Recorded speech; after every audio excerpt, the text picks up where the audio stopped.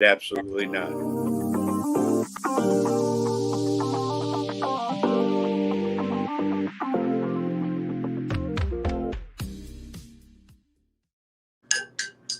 I didn't do the 30-second thing, so that threw everybody off. I hope that the show can continue on at this point.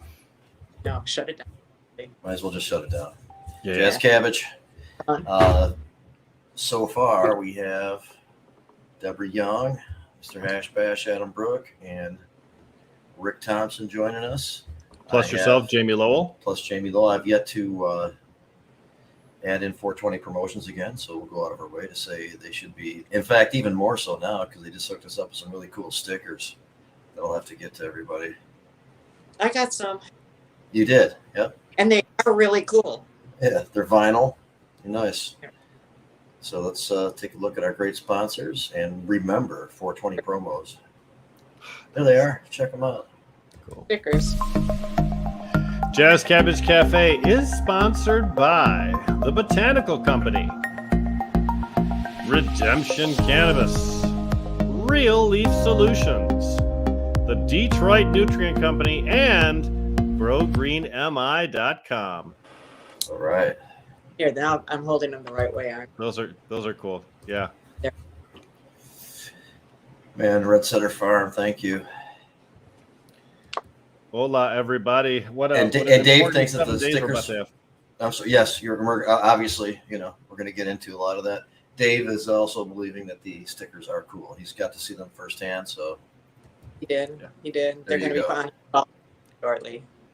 So, I wasn't going to get into it. Now, Red Setter Farm is here, and I want to tell people that the who don't know already that the Bros Grow show and these other affiliate shows that surround it that take on, real important issues, such as one that he is doing that is revolved around harm reduction, plus growing, plus taking on these topics and getting very in-depthly into the stuff that's really important to us right now. And it's just a really good show. It sounds good. It looks good. The people know what they're talking about. And it's a good quality part of this Michigan family. A good podcast. And here's Rod. Speaking of other ones, here we go. Rod, we'll talk about him in a minute, too. I'm going to talk about the Niles thing a little bit. Last week, we recapped the rally. We talked about 5301. We went over the Entheo Fest. We had Mike Williams, Mycophile, and Jim Salame, who's not here, but he was there then. All right, here we go. Here's the name of it, Polarity Science. Yep. So check that one out, too. And then it was expungement week, so we had Josie on, and we talked about Glenn. So obviously we're going to continue the discussion on 5301 as it will be heard in committee early next week. And one of our great sponsors, Tom Beller, he and Krista run the Real Leaf Solutions amidst some other things. And he's going to come on and talk about that a little bit, plus give a little plug for the Canna Jam event that's coming up because his organization's the main sponsor. And he also will be involved in some of the awesome talent and some of the awesome production there as Echoes of Pink Floyd and the huge laser light production that's going to be going on too. So, Jamie, let me jump in real quick and just explain 5301 for our listeners that might be outside of Michigan or not familiar with it. In Michigan, we've had a medical law for 12 years. Caregivers are people who are appointed by a patient to grow plants on their behalf. They can grow 12 plants per patient, and they can have up to 5 patients per caregiver. It's a system that's worked very well for 12 years. And now we have large mega corporations that have decided that the caregiver program represents a financial disadvantage to their business model. So they'd like to eliminate it. And the way that they choose to do so is by chopping 80% of the caregiver cultivation rights away from them by reducing them from 5 patients to 1. 5301, 5300, and 5302 are the bills proposed to do that. So all of our listeners who aren't familiar are now caught up. and Tom is a licensed participant in his commercial system, obviously, and we get there's a majority I'd easily feel comfortable saying without conducting any kind of scientific research on it of licensed participants in the commercial system that don't want to see MCMA control everything and be able to shit all over caregivers. Yep. and he's another one of them. So I like that perspective as well. MCMA stands for the Michigan Cannabis Manufacturers Association, which is a group of maybe a dozen super big, highly influential cannabis companies here in Michigan that have been instigating this attack on caregivers, not to be confused with the Michigan Cannabis Industry Association, which is the MICIA, which is about 300 companies strong and seems to very much support caregiver rights in the way that Jamie just talked about. So they don't support these bills. Well, I guess we'll find out in due time if they actually oppose them. And I think there's some growing support for that. So we'll have to find out how that unfolds. But that would be very helpful in the discussion and with some of the lawmakers making their decision on what they're going to do. And you're right; they've been very helpful, even with stuff that they aren't directly related to. But that has to do with their membership base. A lot of those people are very aware, a lot more aware, let's say, than those huge money interests that are, members of the MCMA. So they take a different position on these things. Some of those 300 business owners actually were caregivers or patients in the system prior to 2018, where they got into the recreational or adult use cannabis program, or prior to 2016 when they got into the medical marijuana business program called the MMFLA. So caregiving is close to their heart. Patients are close to their heart because that is really where they came from.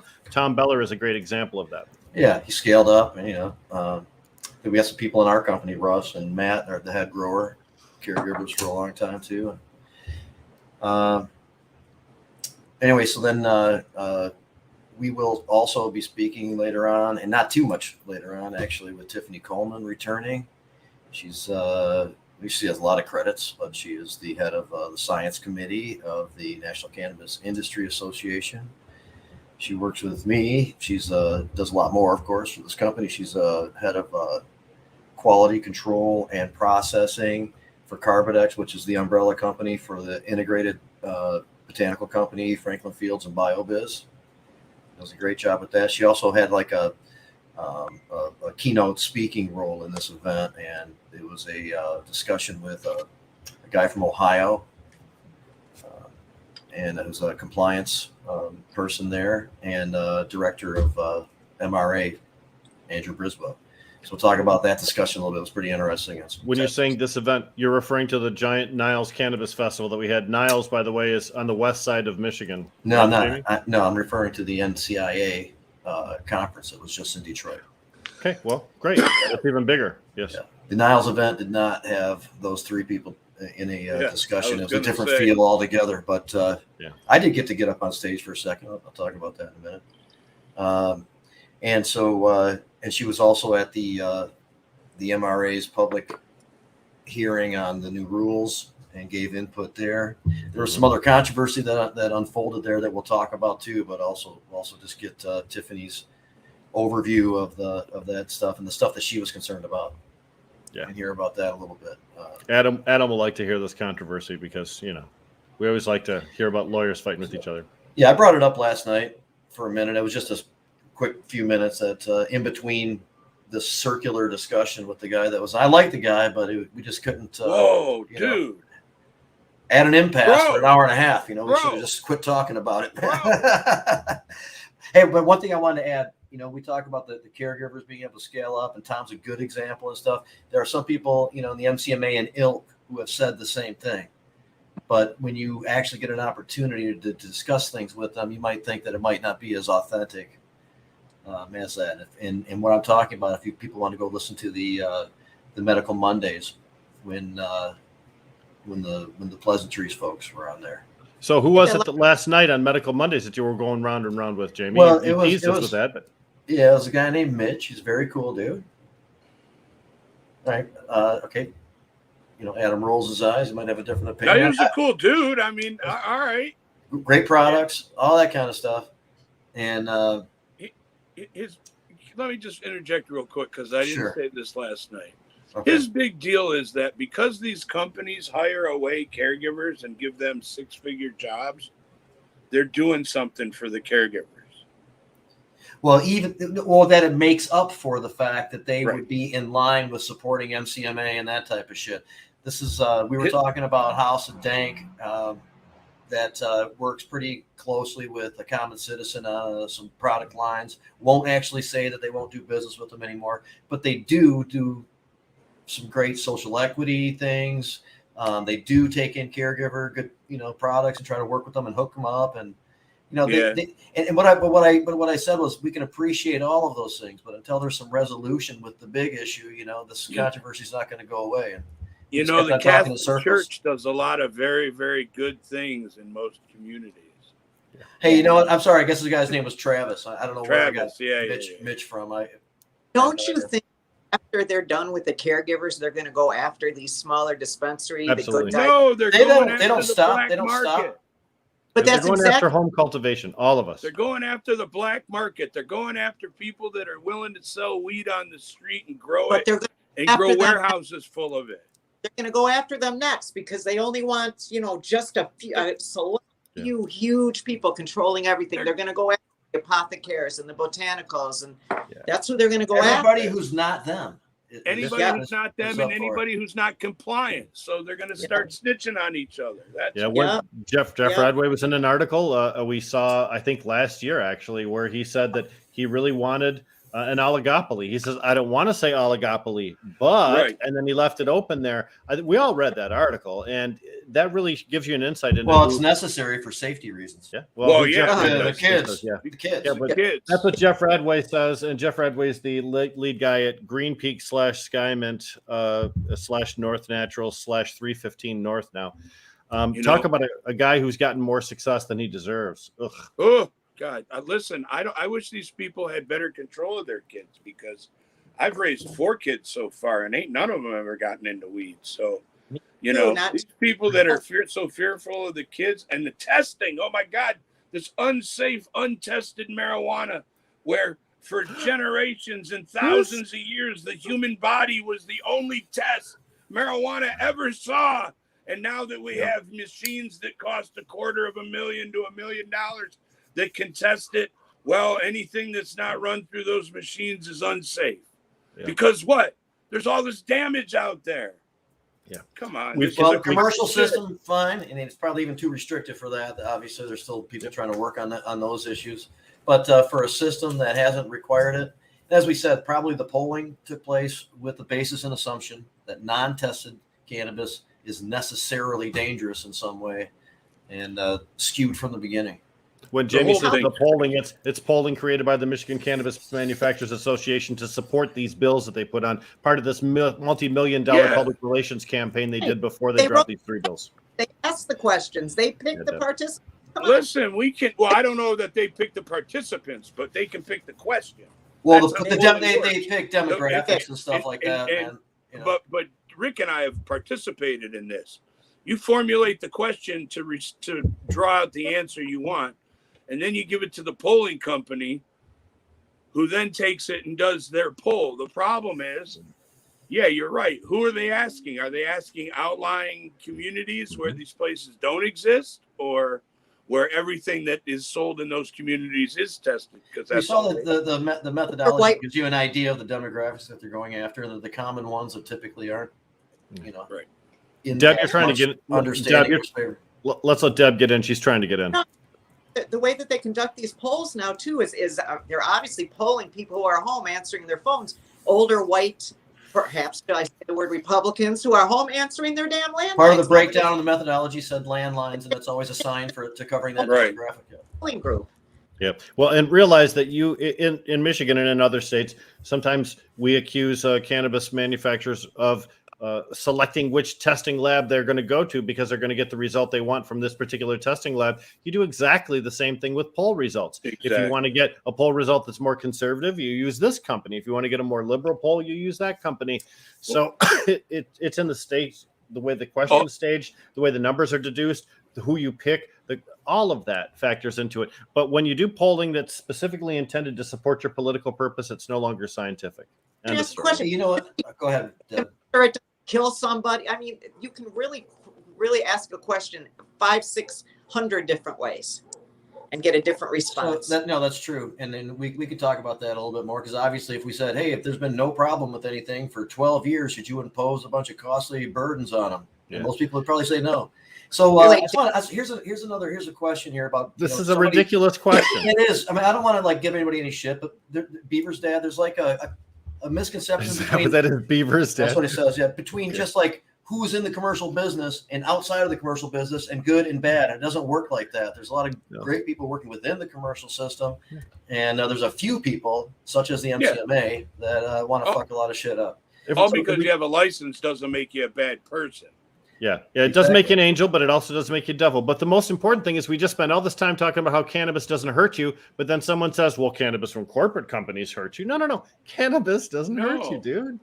And when it says how much is past testing, it doesn't make it to market. It doesn't make it to the stores if it doesn't pass testing. Right. Zero. It would be the answer. So, and a lot of places have their shit together now. It took a little while, to do that, but a lot of them have the practices together that pass testing. I was going to get into a little bit of the Niles event, but Tiffany has joined us. She's kind of limited on time today.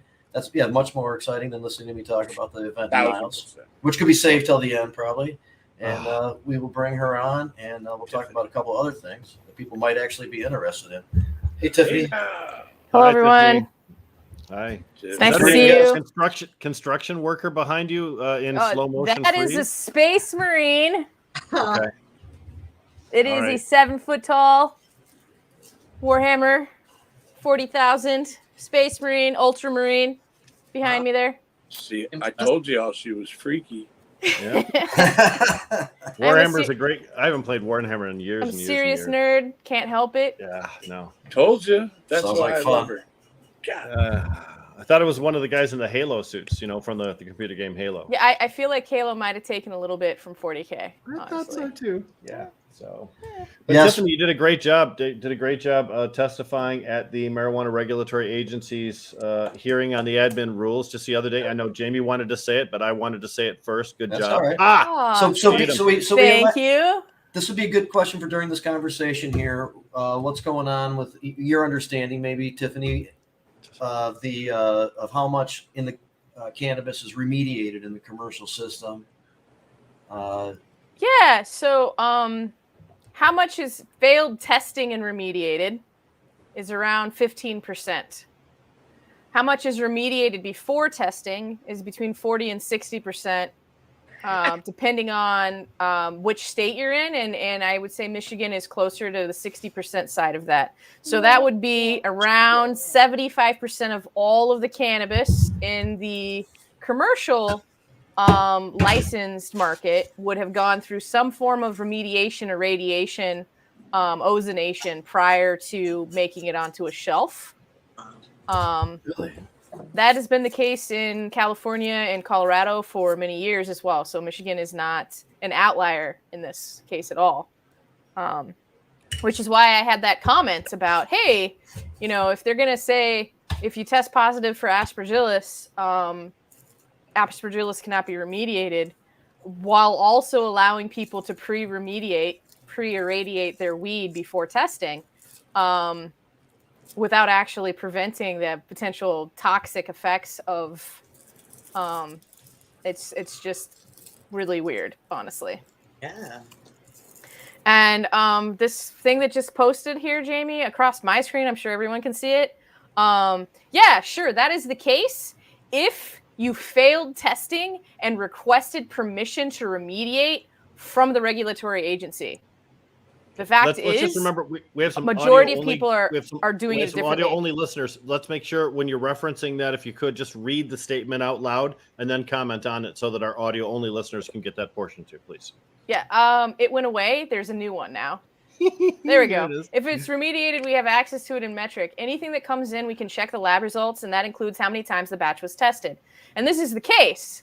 This does not, however, talk about people who are irradiating or ozonating their material prior to testing. That is not included in these results. It doesn't appear that the MRA cares what you do to your weed before you send it off for testing. I mean, they might.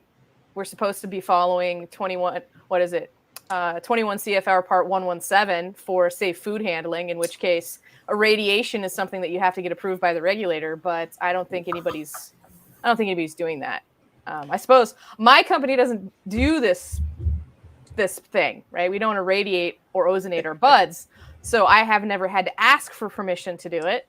I certainly know in other states, they are not requiring you to ask for permission. I have worked at companies that do irradiate their buds. So let's just explain for our viewers and our listeners a little bit what remediation is. In short, sometimes cannabis companies will treat their cannabis before testing because they suspect that it may have mold, it may have some kind of pest, it may have something on it that is undesirable and would give them a negative test result. So they treat it with these different treatments in order to get a good test result out of the laboratory, and that sometimes includes, Tiffany, X-raying. You mentioned ozonation. So Can you mention that? X-ray irradiation, microwave irradiation, using ozone. I've seen people try to use, chlorine. I've seen people use, ethylene oxide. And these are all normal sterilization activities that happen in our foods, whether it's apples, in cotton. This is not unusual as far as technique. There's a reason if you are looking for organic, you can't call something organic if it's gone through any of these procedures, for instance. So there are people who feel like this is a negative thing, that it has a negative impact. And there's some pretty good science that shows that, you do lose different terpenes as a percentage, and that you have some degradation of color. You have some degradation of like general moisture content, right? Because there's heat involved usually with these processes. And people will say, oh, there's no drop in potency or no appreciable drop in potency. But I've definitely seen, a 1 to 2% point drop from these things. So you're still, 20 to 25%, but maybe you were 27% before. Right? I think they're Tiffany, aren't they misinterpreting potency with THC content? Because yes. Potency is a chemical effect of all of the components, and THC content is not a valid way for you to measure that. Exactly. So it's as though, the people who are running these tests have no idea. They have yet to hear about the entourage effect, right? And which now we call the ensemble effect. So right. So, and you could talk about the ensemble effect. You could talk about how we make our own endocannabinoids, and we're trying to make sure the phytocannabinoids have all of the other key turning mechanisms to make all of those CB1 and CB2 binding locations work better. And you lose those. And I was losing about 50%. When I was operating. In Arizona, that's a lot when you're talking about losing terpenes. We talked but you're before. competing with people that are also doing the same thing, right? Well, I mean, in Arizona, no, there really wasn't any competition, but that's a whole other conversation. Right. In Michigan, yes, my company competes with people who are pre-treating before testing. There are methods to make it so that you're not having these microorganisms on your flour to begin with. Right. Like safe handling procedures. Then you don't have coliforms everywhere if you're using clean water, if your facility is clean. If you're making sure you're having good air handling, if you're working on filtering the air before it goes into the space where the plants are, if you make your employees gown and not touch the plants without washing their hands and or wearing gloves, or both. I mean, there are lots of steps that can be taken to prevent these things, and or we could not do those and take a risk averse state and just remediate all the bud every batch. Well, but here's the thing. Go ahead, Adam, please. Oh, no. This just goes back to my latest question of why would we do any of that if reality is that we've never done that in the past and there's never been any harm from any of this stuff. To pass the testing. I was telling the guys earlier that, for the last 20 years, it's been tested by a machine that's cost $250,000, $1 million. But for thousands of years, weed was tested by the human body. And we haven't found any problems. Yeah. So, I mean, I'm sure you guys all recall in, 2013 when a lone cannabis user in California showed up at the hospital at the University of California and died a few days later. And the investigation showed that he died from a fungal infection in his lungs that came from what they believe was a specific pathogenic form of aspergillus that was on the weed that they found in his home. And from that, we now have, total yeast and mold aspergillus speciation testing in many states across the nation. The fact of the matter is that was one person out of millions of users, which we would generally call an outlier, right? Statistically insignificant. Right, statistically insignificant. And although death is always significant, sure. It only takes one guy getting hit by a car for us to say we should probably not run people over with cars, right? But it also has, moved that on the commercial side. And I've been part of these organizations where, we're making a decision that, hey, there's a possibility that we'll throw millions of dollars away, which I did in 2019, in case anyone was wondering. So I've experienced the pain of failed testing.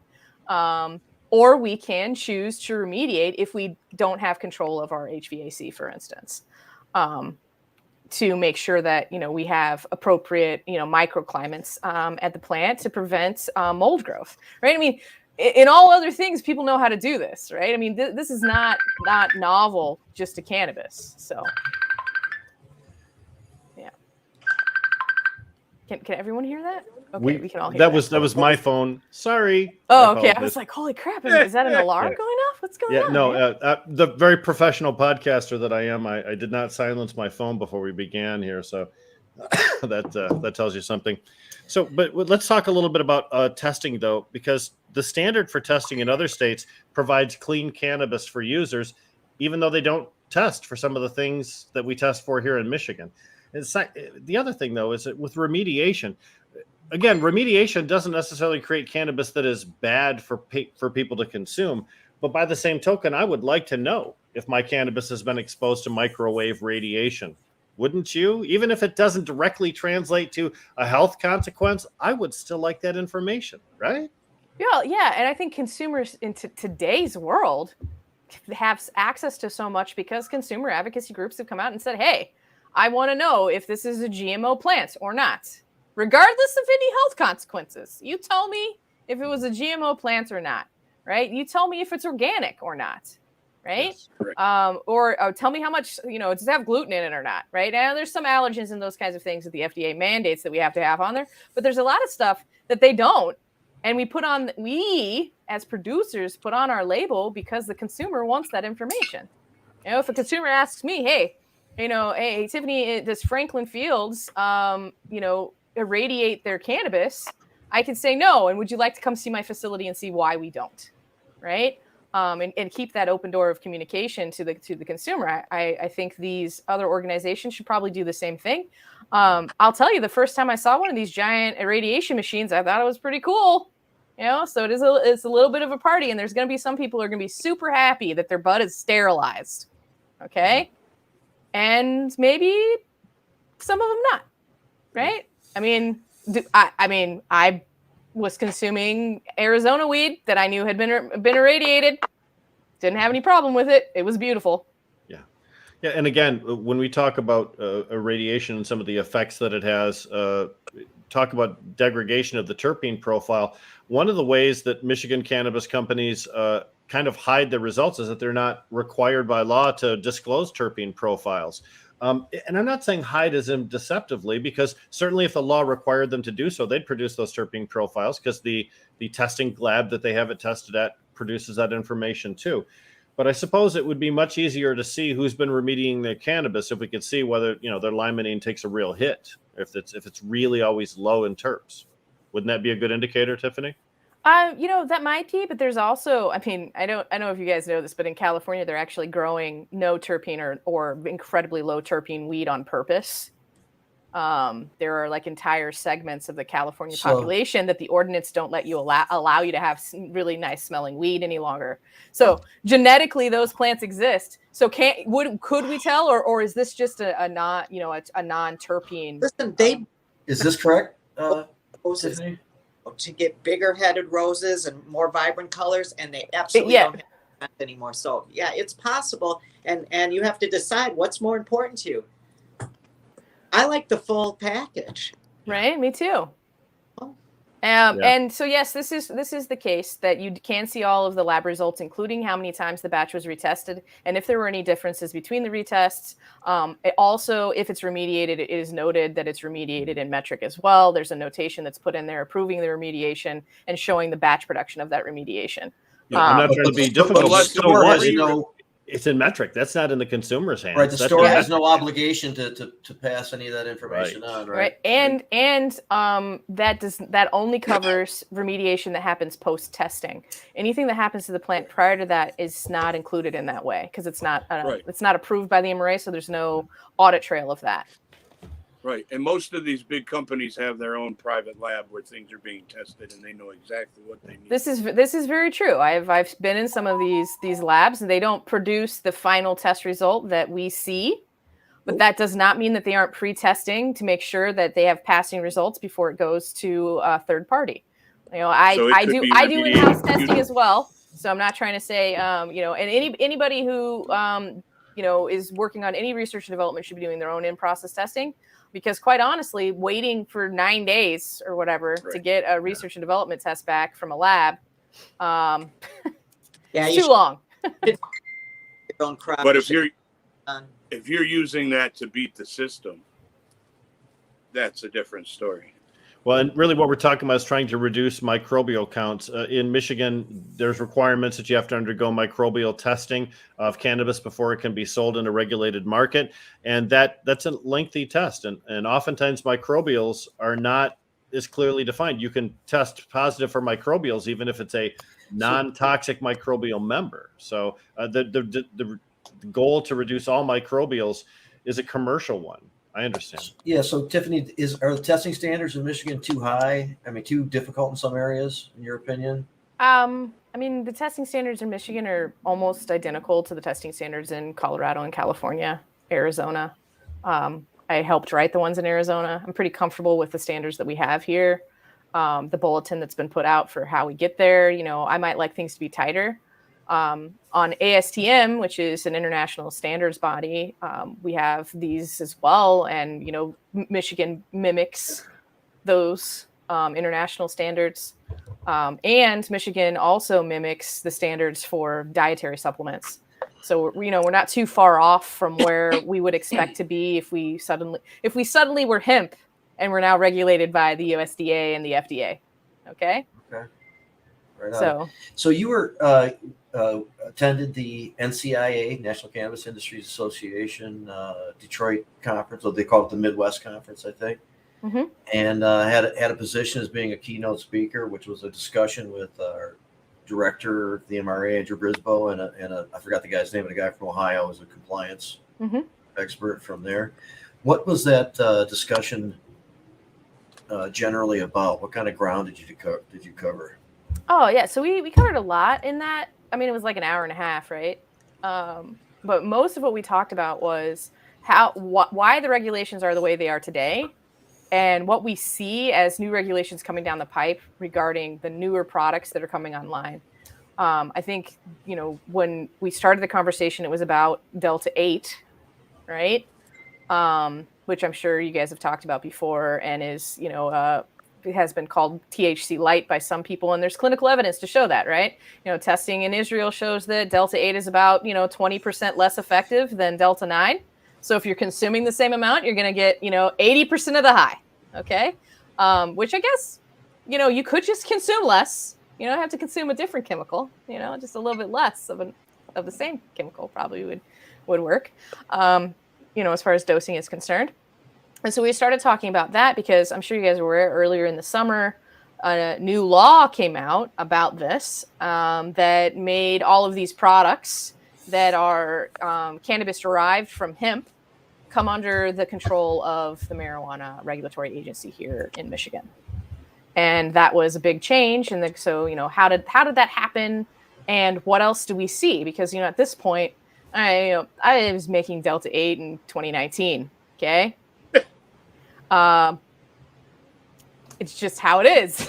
And we are so far in the scientific side of this community, we are so far behind Delta 8 at this point. There's a reason it's commercial and you can get it everywhere, right? That, the development that we're doing are products that, the general consumer will be seeing, in a year or two. And those products I think are probably just as good. And some of them are more intoxicating and some of them are less. Some of them have more side effects, which I'm not happy about.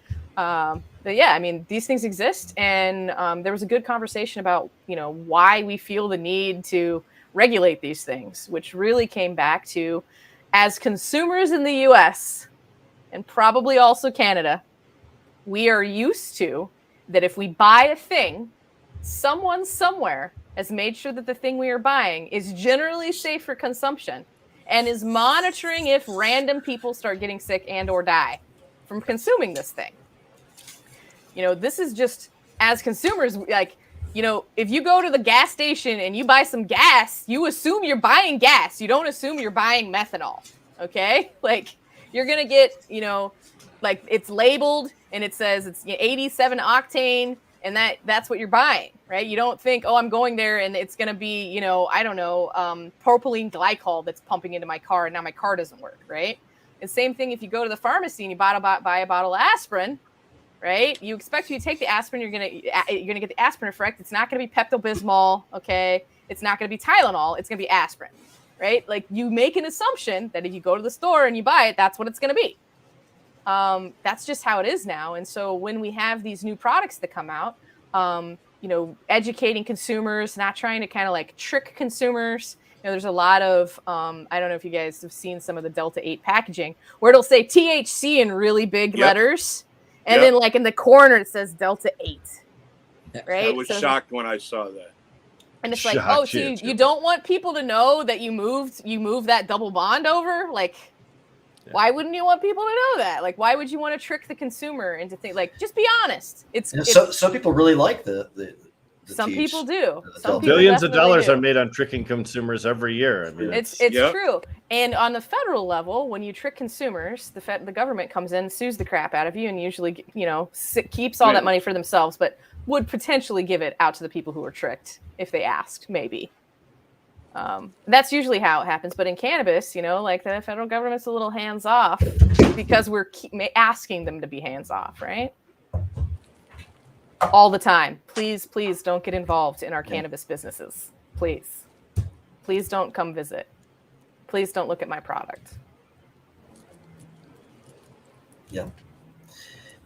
So that was really good. You know what? It was so good. I don't remember even it being an hour and a half. I was there for the whole thing, and it was so much fun. Yeah, it was good. There was laughter. Yes. Director Brisboe is good to talk to. I really enjoyed talking to Greg as well. And it's nice to have people from multiple states that you're talking to, and they're both dealing with the same issues, right? They're dealing with a market and a commercial infrastructure that's just advancing faster than the regulations can keep up. And it's worth noting that is historic. Okay, that's how it was until like the 80s. And then all of a sudden, the FDA really cracked down and made it so that you couldn't do these things anymore. And we are just magically outside of that, because otherwise, man, these new products, like, you would not see Delta 8 until like 2027.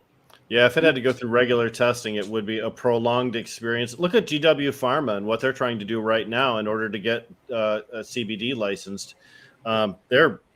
What's been since 2017 they've been doing this, and they had to grow it in England in order to get this done because they couldn't do it legally in the United States. So well, and I mean, I think, what is it? I think it was 2009. I was working on Sativex. Okay, still not legal in the U.S., guys. Okay, like. Yeah, they really don't. This is what happens when government really doesn't want to do something. They can slow it down to an infinitesimally small amount of progress each and every year. If they really don't want to do something, they can, obscure the process. No Very question. Much so. Well, and it's a good it's a good thing to point out as well with the Farm Bill came out, and hemp got super legal, and then that industry was crushed by the federal government coming in and still being a regulating body that tells people no. Yep. You know, and you know the people who are operating in a gray zone. You know, the FDA has said you cannot put this in food, you cannot put this in dietary supplements, and there's only one drug that is approved, and yours is not it. Yep. And yet Right? I still saw some new water that's going to come into Michigan that has some cannabinoids in it. And I'm like, didn't they just have a memo out that said you cannot do that? And here you are in the newspaper announcing how you're going to bring it to Michigan in defiance of the law. And let's be clear, not in defiance of the schedule of the substance, because that has been removed, right? It's no longer a Schedule 1, but in defiance of all the other non-cannabis laws that are out there that exist that tell you that you cannot do what you're doing. FDA and people laws. do The it ones they all will actually day, come after every you day. with. Yes. Yeah, and right. they have been issuing warning letters. They've issued cease and desist orders, right? I don't know if you guys saw this, but what was it? August 21st, so a month ago, they told Charlotte's Web, the largest producer of CBD tinctures in North America, if not the world, no, you cannot do this. Have a nice life, right? Yep. Like that was a pretty big deal. Yeah. The Stanley brothers. Bieber's dad asked if the federal, if involvement at the federal level is going to improve cannabis, and I don't think that was implied. It's just the reality that we were heading in that direction, and all the things that come along with it, I think, is what's being discussed. That's true, but if you look at all of the benefits or all the negatives that Tiffany just talked about, and all of us did, in regards to cannabis being illegal at the federal level, they fuck with hemp. They won't let you do anything with food and drug administration with hemp. It's federally illegal. There's no banking because Justice mentioned that earlier too. Yep. On a federal level, states that have lesser programs that we have here in Michigan, the patients and consumers have no access whatsoever. There's try and get a mortgage if you work in the cannabis industry. You know, try and get a loan for a car if you work in the cannabis industry. You have only a couple of banks to choose from, if any, in your area. So federal legalization probably is not our desired goal. For sure, I like the system just the way it is, thank you. But if it comes, it will bring with it opportunities for people like Mark and Tony Shanaquet, who are trying to grow hemp up north and are running into obstacle after obstacle because, again, getting seeds, everything else, it's still difficult on a federal level. So Yeah, very much so. I mean, you know, Senator Schumer did propose federal legalization. There's draft guidance. You know, I submitted a lot of comments on that earlier in the year. Hopefully you all did too, right? Hopefully we're all good citizens of the union and let the government know how we felt about things. You know, and inside of that, you know, things are being controlled by alcohol for taxation and being controlled by the FDA for everything else. You know, the FDA, we are 3 full years into hemp legalization, and we still don't have any guidance from the Food and Drug Administration other than please don't use these substances. They're not allowed, which is not actually guidance, right? That says how these products should be handled. Yeah. They won't even approve CBD for pets. Come on, give me a break. No, we can't use them in veterinary products. Can't use them in animal feed right now if you're in the USDA. Well, for commercial sale, I mean, people can make them for their pets or whatever. Yeah, but it's not in the legal market. Right. You can buy your own CBD drops. You can't feed them. You can't feed them to commercial farm animals either. That would otherwise go into you know, a human in another way. I mean, there's it's interesting because you know, the thing that gets me the most is in, like, you know, 1935. These are normal products that you're feeding to your animals, that you're giving to your kids, that you're rubbing on your body, that you're ingesting. Man, a couple of years goes by, and these are like the worst products on the planet. And 100 years go by, and we're still talking about how these products aren't safe, even though, you know, I'm from Missouri. Okay, guys, hemp is our state plant. Okay, on our state flag is a big cannabis plant waving in the wind. Nice. Okay, and that's such is life, man. But think about all the Huge lives that contradiction. saved over this last 100 years. Yeah. Yeah, no. All the people killed under DEA raids for cannabis, all of the billions and trillions of dollars made by mafia and other organized crime groups muling stuff up from South America because while we're doing farm aid and John Mellencamp's out there begging for people to support farmers, we're saying no to a most productive crop on the face of the earth that can grow almost anywhere, and multiple crops per year as well. Exactly. I talk oftentimes about indigenous persons around the globe and what it would mean to have hemp as available crop for them, a food, fuel, fiber, but beyond that, a commercially available crop that can grow in arid conditions or in moist conditions. And with different strains available, there's so many ways you can customize it. Just give them the tools and the permission and let them be successful on their own. And Berg was just mentioning how it can help the soil condition. Yeah, for sure. Good job. Definitely using it on Superfund sites in Colorado. Remediating heavy metals, right? I mean, it's huge, right? And then you can take that material, move that material to another location and treat it safely. And now it's no longer in the soil, which means it's no longer in the groundwater, which means it's no longer getting in our kids. Yeah. Right? I mean, there's so much good that could come. But I want to think about this. We talked about remediation earlier, and then we just mentioned the word remediation. Think about this, though. When we remediate cannabis plants in Michigan, we're using a substance to take bad things out of the cannabis. We're using a substance to kill the microbes that are on the cannabis itself. When we use remediation with cannabis in the environment, cannabis is the thing that draws the bad stuff out. It is what leaches heavy metals out of the soil or radiation poisoning or any of the other things that we've shown. Japan. Yeah, exactly. The fact is, cannabis is just the most versatile plant on the face of the earth. I mean, let's face it. Yeah, right up there with corn, right? Well, and corn is great. We would be the cannabis people if they would not have made it illegal. Okay, because we would have had all of these things, the corn syrup and the corn oil and all of that would have come from the hemp plant. Yeah. Okay, and we wouldn't be running around in cotton shirts. We'd be running around in hemp shirts because it was a product that grew in better conditions, faster, could produce things more quickly than all of these other fibers. And hemp-derived fuel is better than ethanol, right? Yes, it is. Yes, it is. And the biomass has more hurt in it, right? We can make it into building materials. I mean, if we really it's crazy when you think about it, just how far we set ourselves back as a civilization of humanity by instituting this prohibition back in the 30s. And we did it in one nation, and then we forced the entire world through treaties and through our massive power base. We forced all other nations to sign these restrictive drug treaties, saying even if you used it ceremonially or culturally for thousands of years, now, if you want to be America's buddy, you have to shed that aspect of your history and do things our way. Because here in our little teeny corner of the Northern Hemisphere, we know what's good for you, the rest of the world. What a shit thing we did. Yeah. While also shoving all the farmers who had been growing it for generations into other crops that, don't make them any money and have incredible waste, right? I don't know if you guys have seen this, but like soybeans and corn and wheat, huge crops that replaced hemp. Okay? They produce a food, but do they also produce a building material and a fiber from the same crop on the same acreage? No. Nope. And our superfood? Right. Do they also, are they a superfood? No. Are they a food that also gives back to the soil that it's in? No. Right?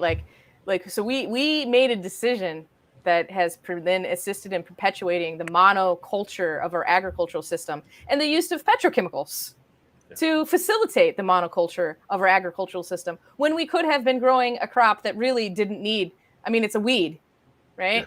We could have been growing a weed and providing food and fuel and fiber and building materials.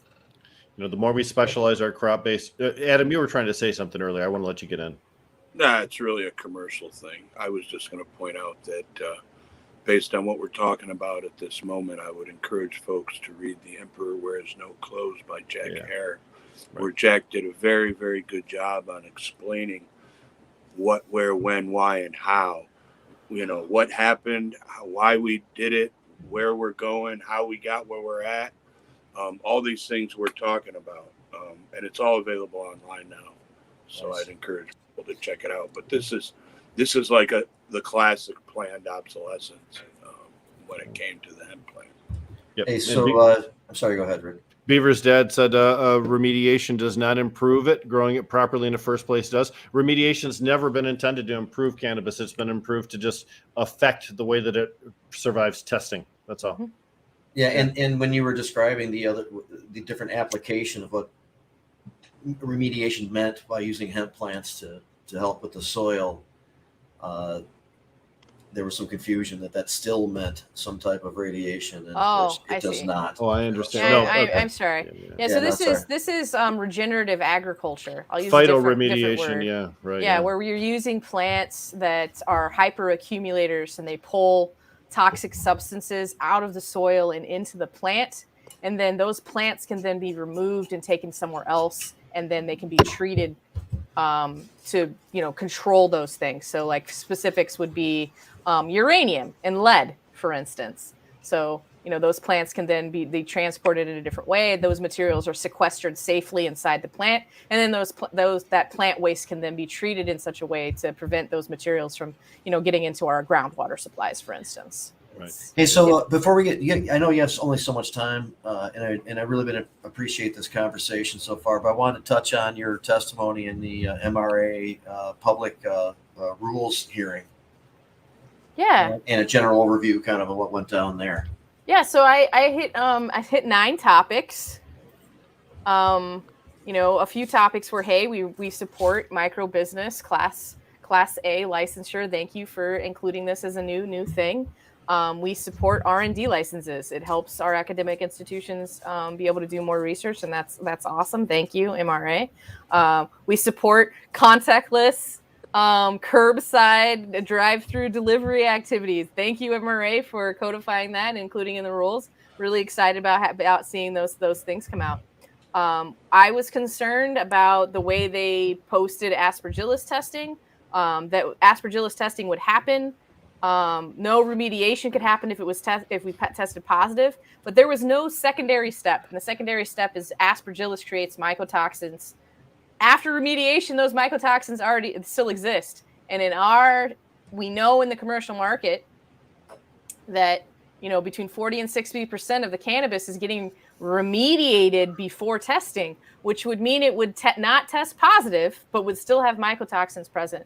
So we should be including mycotoxin testing to make sure that we're not, certainly in our concentrates, because it really mycotoxins get concentrated down there, just to make sure, because we know there's seeded moldy material that's getting turned into all kinds of stuff. And so what you're talking about, Tiffany, there basically is that testing tests for live stuff, right? Mm-hmm. If you live PM, if you have live microbes, testing will reveal that. But if it's dead PM, if it's dead microbes, it won't be tested by testing.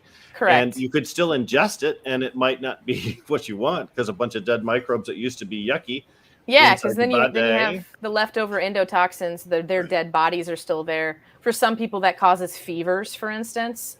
So you don't want to give that to your baby. Endotoxin sounds like a good strain of cannabis, though, doesn't it? Yeah, doesn't it? It was psychedelic cannabis right there, huh? That'd be good. So we talked about that. Red Setter Farm, steal that one. They created some new rules around management contracts that basically said if you're a nonprofit company, you cannot have management contracts, and that was just kind of bullshit. Because you're only allowed to pay 10% of your profits to the other member of the contract. And, so that, eliminates entire businesses that are trying to do the right thing for patients around this great state. As well as for, close to nonprofit businesses. So businesses that are just getting by can also not have any of these contracts the way things are written today. So I made some requests that they change the word profit to revenue, or at least provide a definition of profits that, is more inclusive, because the way it's written now is, it just doesn't make a lot of sense. I, definitely talked to them as well about the testing and labeling of total THC, which in the current draft says that all of the isomers of THC that are not CBD will become THC. and be labeled as such on the label, which seemed to be classic mislabeling and adulteration because you should not call a Delta 8 or a Delta 10 or a Delta 11 or a Delta 6-7 or a THCV THC because people think that means Delta 9. So, right? Tiffany, really what the reason they would do that is to create an elevated THC number to create a false sense of marketability for the product. Is there any other explanation other than that as to why they would combine all those THC numbers together? From the MRA standpoint, I think they just didn't really think about it. Honestly, I think they were trying to be inclusive, but also not wanting to say, okay, you're going to have to label, Delta 8, THC, Delta 9A, THC, Delta 9, Delta 8. This is a huge label. The statute only requires those 4 things.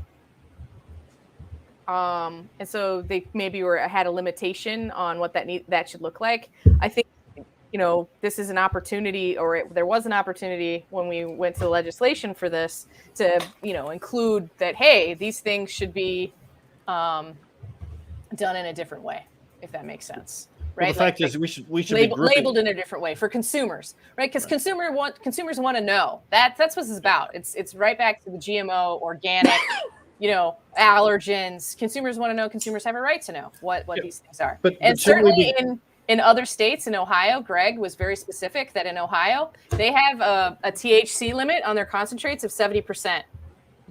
So if you have 90%, Delta 9 when you start, you can mix it with Delta 8 and be under 70%, but still be, intoxicating substance. Well, we sure don't want to take any lead from Ohio system. That's kind of messed up too. No, but the fact is, we should be clustering like objects together. If Delta 9 and Delta 8 have demonstrated intoxicating effects, we could group them together. But 10, D11, these are things I don't think we've really explored yet as far as defining them as having a capability of really affecting humans. So, well, the Delta 8s, people like it. It's been around for a little bit, but we probably should know more about it. Yeah, so we might want to know more about it. Consumers, for consumer knowledge, just giving them the right to know, right? Consumer right to know is kind of a big deal. Right. However, it's worth noting that right now there is the legal requirement for labeling, and then there's what you do because your customer asks for it. Right? Like our company tests for terpenes on all of our strains, and that information is available to all of the customers that walk in our store. And they appreciate it. And it is not a requirement. No, but it is that step above that will separate you commercially from the others. And that's what we've been trying to preach in a long time. Educate your people who are selling cannabis to make sure that the people that are buying cannabis get educated properly, and having a terpene profile available absolutely helps the understanding there. And it is not mandatory. You're right, Tiffany. It's not. Yeah, it's not. And, maybe this isn't either. Maybe we'll have total THC that includes all of these things.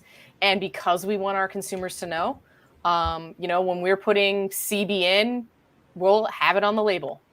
And when we're putting Delta 8, we'll have it on the label, right? Because, there's no reason, if a consumer wants a product and you haven't showed that it's dangerous, right? Let them know it's there. They can make their own choices. That's what we want to do. That's Rob Robar of the Helping Friendly Salve Company. Yeah. Great guy, helps with the Hero Project and many other things around here. He mentioned that his company has always tried to go above when he's referring to labeling and content revelation. You really want to be as open with your people as possible, especially if you're trying to maintain a medicinal aspect to your product. It's not medicine if you hide what you put inside it. Yeah, it's one of the reasons why we're getting the patient-focused certification with ASA. And their medical might not be in the mix, for licensing in the future, but we still feel an obligation to be able to competently take people down those roads and have those discussions. Consumer grade might be all we need to get our medicinal benefits. It might be. There might not need to be a medicinal grade, for lack of a better term. Right. Well, there's terminology that we'd have to say. Right. But I'm just using that as an example. No, I hear you. But real quick, Tiffany does have to leave soon, and just want to make sure that you get in anything else that you need. And if there's some people asking how they can follow you. Well, I'm not really out there on very many things. You can follow me at it's Caston81 on Instagram if you would like to talk about weed and gaming, which is what we talk about on that. And then on LinkedIn, and I'm under Tiffany Coleman, and I look like me. And I think through the Franklin Fields and Botanical Company sites. Yeah. Yes. I mean, I'm not. On there. I don't manage those accounts. So. You should have an Ask the Scientist questionnaire thing on the Franklin Fields website. So if someone has a question about cannabis generally, they could fill out a little contact form, get that back there, and they get a personal note from Tiffany explaining what's going down. That's a great feature. Ooh, that is a great feature. I'm full of good stuff like endotoxin. Yeah, all that stuff. Yeah, which, by the way, I saw somebody write it out with an I. It's with an E. Yeah. E like sorry, old school cannabis. I was going to it and I didn't, and it flipped on me. Here, here it is. Yeah. So okay, so this with an E. Yeah. Right? All right. This with an E, right? It's good stuff. Yeah. All right. Well, thank you for your time today, guys. Thank you very much, Tiffany. Enjoy the rest of the show. Thanks, Tiffany. Appreciate you coming on. I'm sure we'll talk to you again soon. Bye, Tom. Bye, everyone. Bye. Man, and Tom was on a little bit early, but we were just rolling a little bit with that conversation. I enjoyed that conversation with Tiffany, but now we get to enjoy a conversation with Tom Beller. Enjoy may be a stretch, my friend, but it's always enjoyable. How now do we I take a that? chance Tiffany on being is able. Amazing with her just wealth of knowledge. And, Brilliant. And, she's right though, man. We're interesting times we're up against here. So, Dom, there's some people you talk to, you feel like you're dumber after you speak to them, and some people you talk to feel like you're wiser after you speak to them. I always feel smarter after I talk to Tiffany. Yeah. Hey, Red Setter, making it very clear why he chose to be poetic with his spelling. Yeah. Endo. Yeah. Okay. Sipping on gin and juice. And a little bit more appreciation for Tiffany. Yep.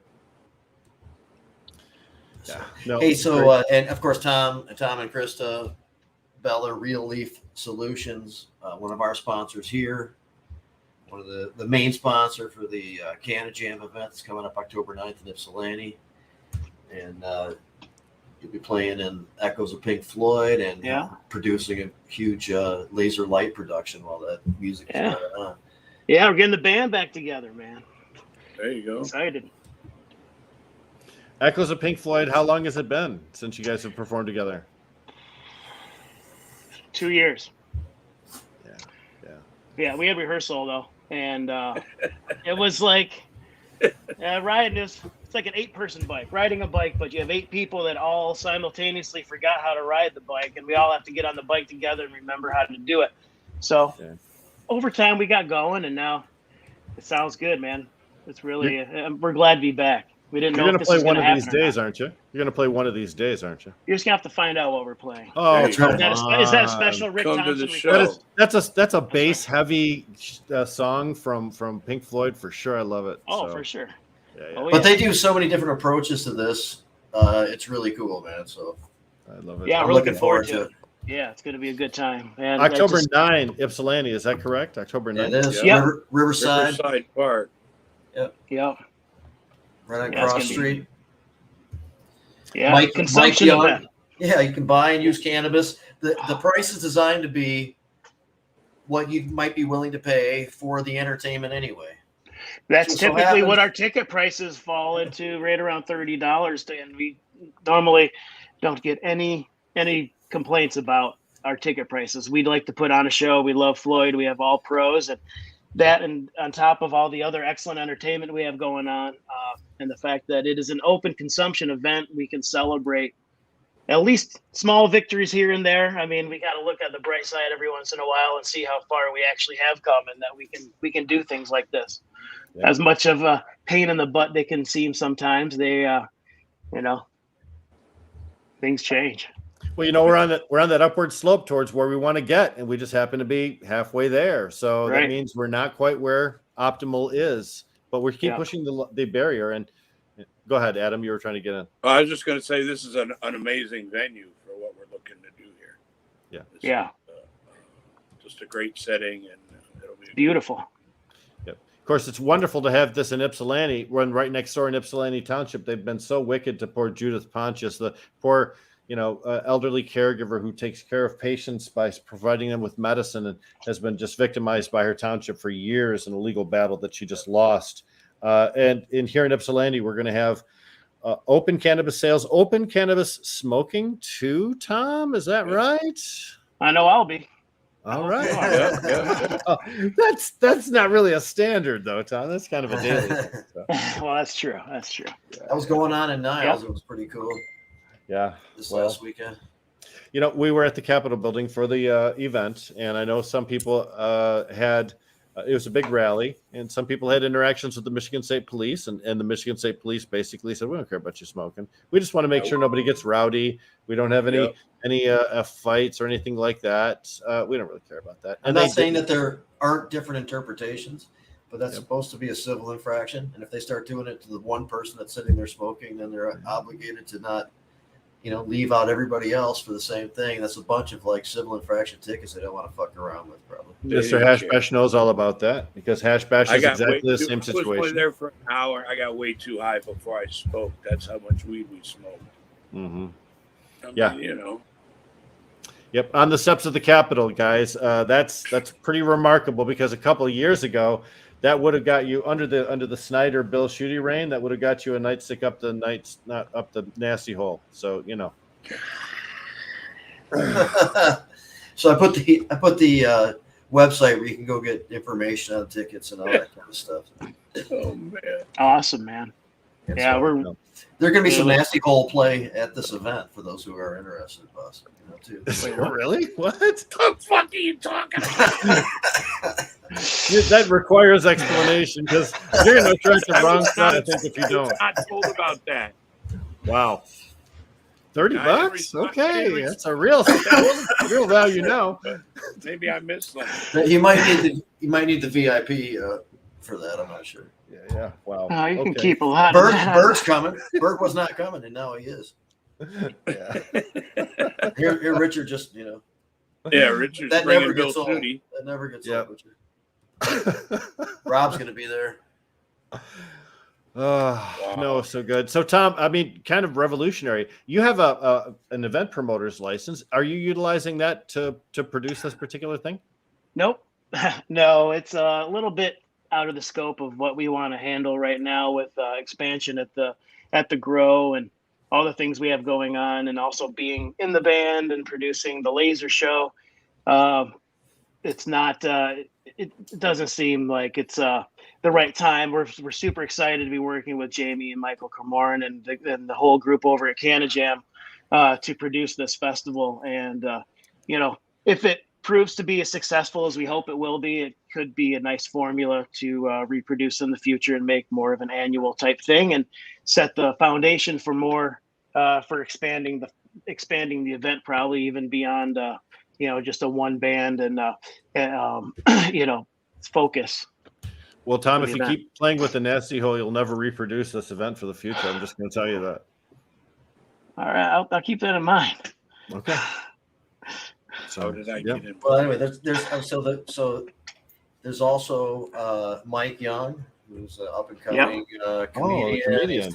There's a movie being made about him, and a lot of that's being filmed in Michigan, and he's promoting that in part too. And of course, Darren McCarty with the slapstick production. There's Razor Ray's going to be there. This guy Randy Kaplan is going to do like a Bob Dylan set. It's a pretty cool shift from throughout. Yeah, it's gonna. Yeah, it starts at noon, right? Yeah, high noon. Yeah, I believe we go on around 7:30ish or so. It's nice and dark, and there's enough time before we. Mm-hmm. It's going to be nice because we don't have to use as much haze as we normally do at an outdoor event. Get everyone to smoke down during the whole show. That'll make the lights pop really nice for sure. Well, when it gets dark at 10 p.m. versus getting dark at 6:30, it's a little easier to do stuff. I got to tell you, this is pretty revolutionary for Ypsilanti, though. I can't recall a time when that city has allowed an event like this. I mean, Jamie, Adam, open consumption like this, open consumption. They have no choice. Well, they have a choice. They decided to allow for they opted in already. They've already decided that they were going to allow this stuff. Right. So this was just somebody going. What they do is is, permit. this is a. This is not relatively new thing. There's a lot of no, it is new, and definitely expense new. I'm not saying it's manage insurance and just insurance. So like a lot of people are equating it to alcohol. Everything with that's like more expensive than of course cannabis is not alcohol. There is some good news in there. Some of the insurance companies have discussed that since alcohol is not included, that it is actually it should drop your premium. Drops it a lot. Yeah, it should. I mean. And hopefully, when I first priced out insurance to throw an event before COVID shut everything down, it was up to almost $10,000 a day just for liability insurance, just to cover the state's $100,000 in coverage, 10% of the actual insurance coverage. It's nuts. Restaurants with or without alcohol pay completely different insurance rates. Ypsilanti puts on many events throughout the year. One of the big ones they have is called Beer Fest. So they're treating this exactly as if it were Beer Fest. That requires locally $1 million. The state only requires, as Tom just said, the state only requires $100,000. But the city itself, now, I mean, maybe that could get worked on for the future, but there's no changing it in time for this one. But there are plenty of insurance companies that will underwrite alcohol, but not many that will underwrite a cannabis event. That's the problem. And so therefore it makes it in a special category in itself. Yet again, of course, the redheaded stepchild of things that people enjoy, But it's moving forward nonetheless. There's participation from good places. Botanical Company will be there. A couple local places, Stickies and Oz. And then Pure Lapeer. Obviously in Lapeer County. And, thank you to Paul Youngs for catching my humor. A minute ago when everybody else. I didn't catch it. There was dead silence. Paul Young was laughing at his computer. So I somehow filtered it out. Yeah, no, it's all about, you can't have, never mind. I'm not going to explain it. You have to watch it on replay. Tom, Kalkaska is a long way from Ypsilanti. It's pretty cool that you're able to get all your resources down here to work this out, eh? Oh, yeah. Well, we have a small crew coming down. Everyone at Real Leaf is asking how they can come down and help out. And so it's pretty fun. Probably get a couple Airbnbs and bring the team in. And, it's a good reason to celebrate. The team's been working really, really hard over the past, almost 3 years here in the licensed market. So it's time to, get away and enjoy the fruits of our labor. Yeah, it's going to be fun, man. Helping Friendly Hemp Company will be there, says Rob Robar. We talked about Rob earlier. Thank you, Excellent. Rob. Love the support. That's another thing about this. There will be lots of stuff to do. Not only is it their music and is there cannabis sales and open smoking, but there'll be other vendors there too, plus food trucks also. Is that right? Yep. If you're asking me, I hope you're asking Jamie, because I don't have any of the information in front of me. I'm sorry. Jamie knows there'll be food, right, Jamie? Yes. There'll be food vendors there, from what I understand. Food vendors. There'll be non-cannabis vendors there. There you go.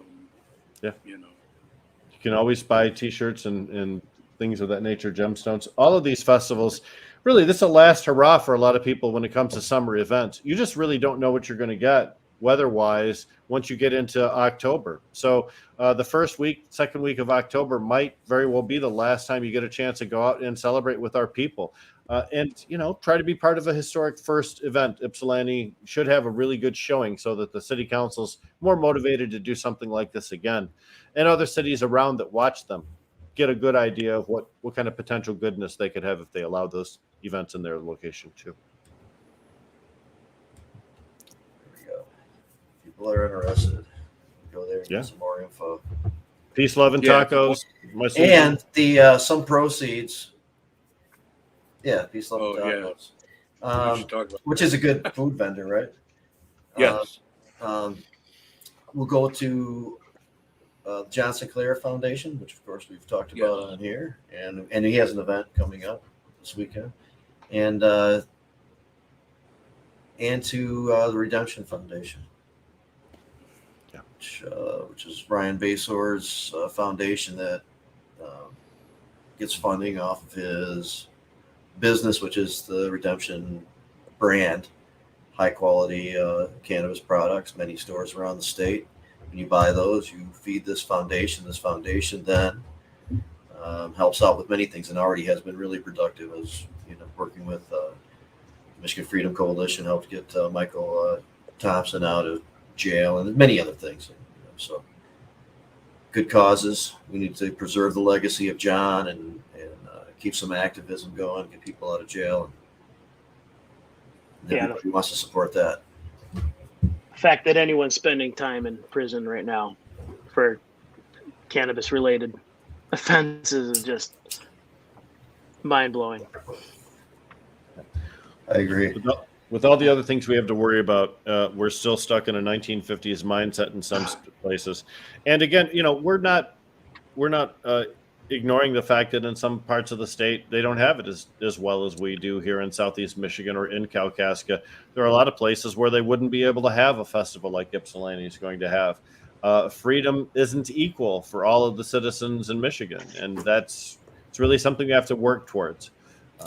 And setting a good example is one way to do it. And preserving our history, like we do here with Jazz Cabbage Cafe, is another way for us to do it as well. Those interviews with people that are no longer with us or that might no longer be with us soon, that's part of our history. We've got to get that down. And Tom's helping to create history with this event too. Yep. Yeah, it's amazing times, man. Yeah. Well, Tom, we're talking about in part the differences between simply being a licensed participant in the commercial industry and being a huge investor or a big money interest, involved in some of the proposed legislation that has been introduced that is very real. That's House Bills 5300 to 5302. Yeah. And I know that you are a participant in the commercial industry. You are. Yep. Yeah. Well, yeah. Real Leaf Solutions is a Class C cultivator, Class C medical and adult use cultivation, and very well aware of what's happening right now. And it's a very interesting, seems to be kind of a game being played right now with this. I feel like, why would Steve Linder, of all people, have, try and push through something that on the surface could seem as a caregiver friendly type situation that actually has probably some possible underhanded situation or agenda behind it. It's really, who's asking for this? I don't know if the caregivers are, because of all the stuff you guys have been talking about with testing. Metric is already overloaded. Metric was a pain in the butt to get on today for my own employees, and it gets bogged down all the time. I talk about it all the time because it happens all the time. And imagine if we have to bring on board, tens of thousands of caregivers into the situation too. We're not ready for that. It's another cart before the horse. But I also, considering the source, really makes you think about what are they trying to do? Are they trying to draw a line in the sand and make people choose a side? Because I don't believe in that at all. I'm a caregiver at heart. I get to be a caregiver for many, many people, and it's a beautiful thing.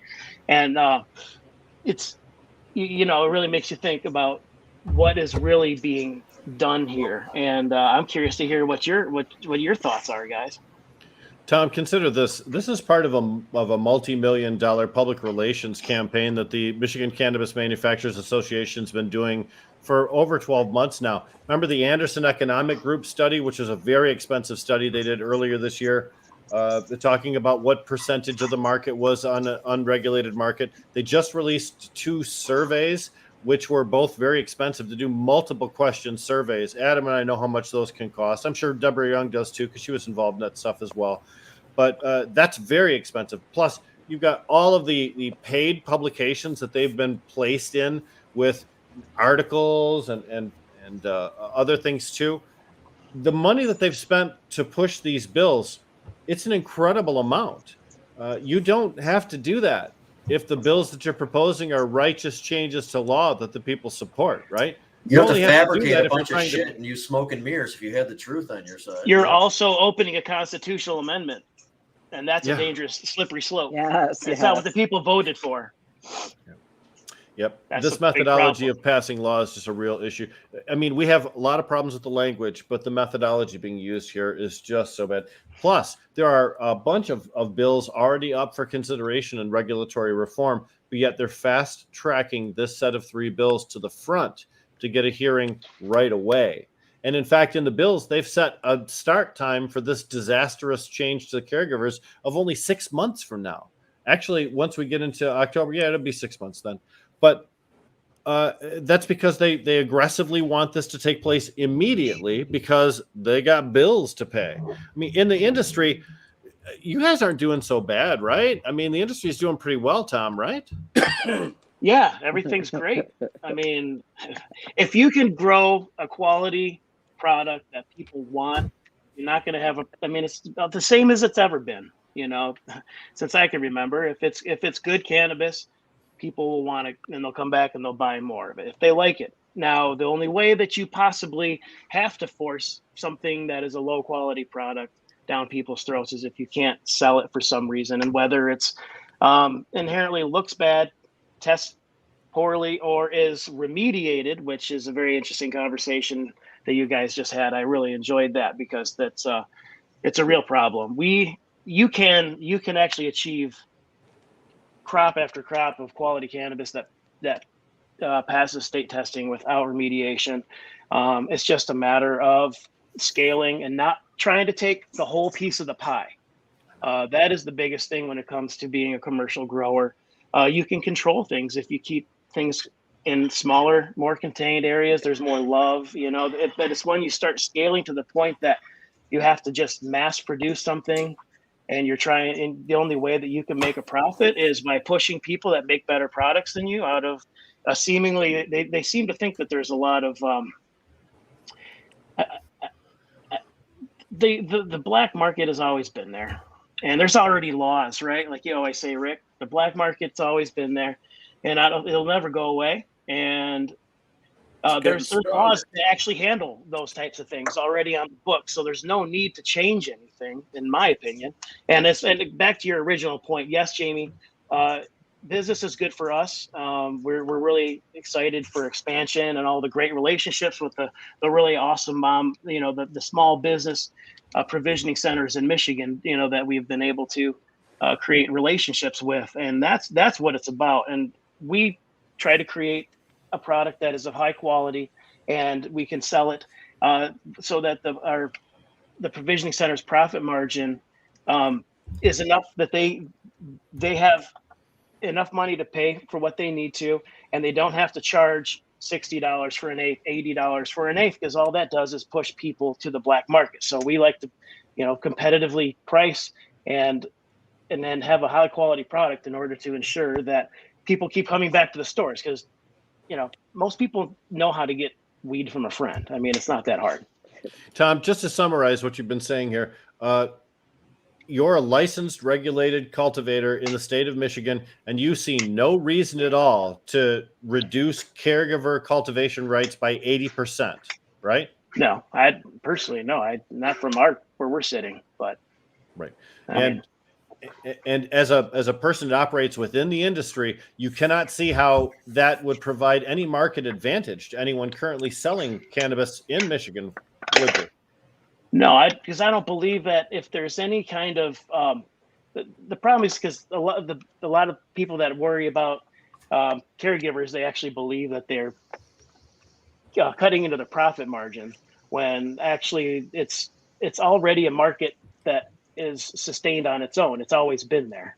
A lot of the regulated market captures people coming in that maybe they want to know that everything's tested. They want to go in and see it, and they want to go into a store situation that they're used to. We're all programmed to go to stores for things, right? Instead of, bartering with a neighbor or buying something from a neighbor. So I think that's where the regulated market, that and people that, are curious to see what else is out there. If you're, don't necessarily always purchase on the regular market, but have, you have an option to go to a store if you want to.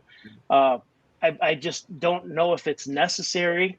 And like I said, opening up the constitutional amendment to changes is a slippery slope that this was up to the people, you know, and the people voted. And if you want to change it, you put it up to the vote for the, you know, in a ballot initiative. Well, here's what I know. There are 30,000 caregivers taking care of about 72,000 patients in Michigan. Now, if you eliminate all but 30,000 patients, each 30,000 caregivers gets only one guy. That's 42,000 patients who just got bounced from their caregiver situation because of a law that the MCMA passed. Those people will never, ever buy from MCMA facilities. And maybe they did before, because we know that medical marijuana patients oftentimes buy from the commercial system as well as from their caregiver. I have a wonderful caregiver. I have a fantastic caregiver, but I also sometimes buy from the commercial marketplace as well. And that's very common. But here's the thing. You'll also never get money from the 30,000 caregivers that you just screwed over, nor will you get money from the 30,000 patients that those caregivers also service, because they know exactly what disadvantage was created by that legislation. So you lose the 72,000 patients as a customer base, plus the 30,000 caregivers as a customer base as well. Now you've lost 100,000 people who budget money to purchase cannabis every single month. How do you recover from that? You can't. You're digging yourself into a deeper hole, Tom. Am I Let's wrong talk about that? people with, when people with, you know, that are treating medical conditions, having access to cannabis at a, you know, something they can afford that's at a quality product. You know, the caregiver system is there for people to take care of each other. Yep. And that's what it's built on. And that's the way it should stay. Yeah. I also know that if you tell 30,000 caregivers they have to stop growing for more than one sick person to whom they love and they know intimately and personally, they're just going to continue to do it, regulated or not. They're not going to stop. So what you've done is you've taken innocent citizens and turned them into accidental criminals, because all they're doing is continuing the behavior that technically should be grandfathered in. Because when we change a law, we don't punish people that are already using that law, you know, in most cases. So you're really going to create less compliance, more criminality, and fewer people to shop in the regulated marketplace. And Tom, that sort of affects you too, because oftentimes people don't recognize the MCMA as different from all the rest of the regulated businesses. We know most of the businesses in Michigan support caregivers, but if the identity that aggrieved party attaches as hate is to all businesses, then the MCMA has hurt you guys too. Oh, absolutely. If I felt that there was a benefit for being a member of the MCMA, we would be members, but we are not. Yeah. We're members of the MICIA because they actually do represent people that I know and ourselves, and they're a wonderful organization because they stand behind grassroots companies and people that are trying to do things the right way. And yes, we support caregivers. I still consider myself a caregiver. That's just, I mean. That's great. And MICIA does not support these. They're not. No. Right. Exactly. Well, that's what I'm saying. They're not on the side of the stuff going down. Yep. Who's asking for this bill then? I mean, it's written by the MCMA, proposed by Linder, to be rushed into a vote, and it looks on the surface that it's all for caregivers to give them some kind of avenue into the regulated market. It makes you really think of, exactly all the health reasons in kids. Oh. There's a bunch of health reasons, and there's the kids.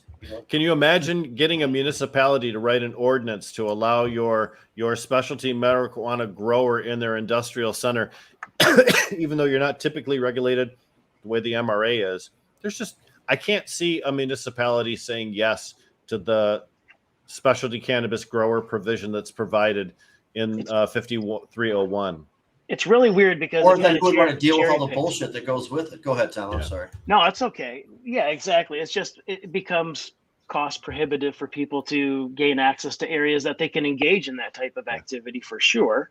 The micro business license, if that was written a little differently, I mean, it could be a good option. But as so far that they have to rewrite it. They have to offer another one because the original micro business structure doesn't make sense because of the regulatory oversight, and the cost of being a regulated cannabis business is very cost prohibitive. Even when you stay lean, like we are, we're a family owned and operated business, and it's still very, very difficult and expensive to do. The caregiver system was established to help people that have medical conditions and for people to help each other out. There's no need to change that. The only thing I can ask is, why would the MCMA want to propose this type of a thing? It's to push people out, and on the surface, it looks like it's being, if you oppose it, you look like you're opposing caregivers, right? On the surface of it, and it'd make a really quick headline.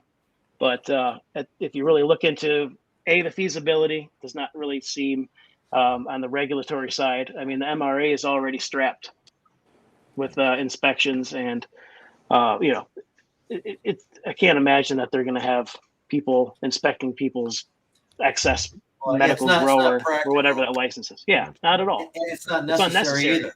Yeah, right. That's the biggest thing. Like there's a lot of demonstrations that are probably going to go on now. There's a lot of people who want to react to this stuff, and there's going to be a hearing October 5th. The committee, people are going to be submitting testimony by showing up there by Zoom, by written testimony, and a lot of the stuff is going to be covered. But and that's good, but it's excessive in a way, because it's unfortunate that we have this question before us after it's been resolved so many times throughout the years, and there's still no reason to look at it, because there hasn't been an issue in the entire time that the system has been in place.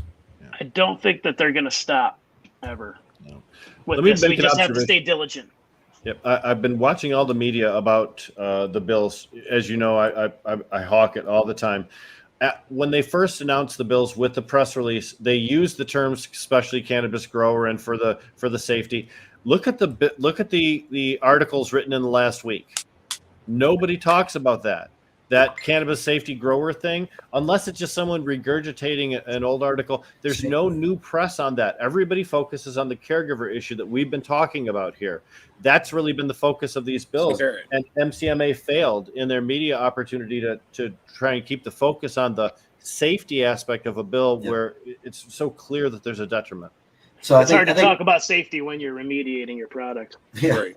So I think here's, I think Daisy, of course, does a lot of great work out there. I think this is like one of these instances where we're saying either industry or not, or either commercial or not. And it's, it's what we're trying to say is that's not really how it is. There's only a few people that want to fuck with anything as far as the caregivers go. That's represented by the MCMA and Right. I don't like this us and also a lot of people are not getting wealthy. A lot of people are not doing this, not hanging in there. Some are, and some are doing pretty well. Another conversation. Yeah. No, it's wrong to paint anybody, all of them, with a black and white kind of a deal. There's not anything that's so purely one thing or the other that you can't. In fact, it's like a melding of night and day for those of you who were at the NTO Fest and saw my wonderful speech. So anyway. It was Jamie, and next frontier. He didn't even react. Thanks, Jamie. I was just busy bringing information. So,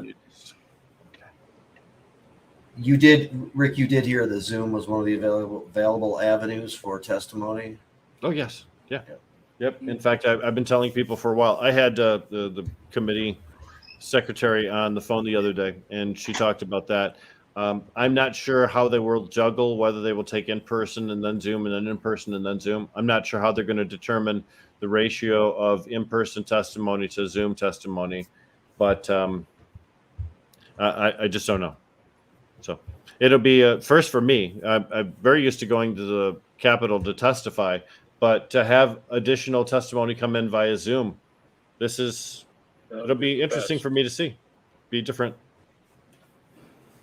New world. Yeah, cool. Right. It'll be like Rick and Morty pretty soon. So, Yeah, show up, Yeah, that's important. We talk October 5 is at 10:30 in the morning, room 519. The Committee for Regulatory Reform is going to meet to discuss these three bills, House Bill 5300, 5301, and 5302.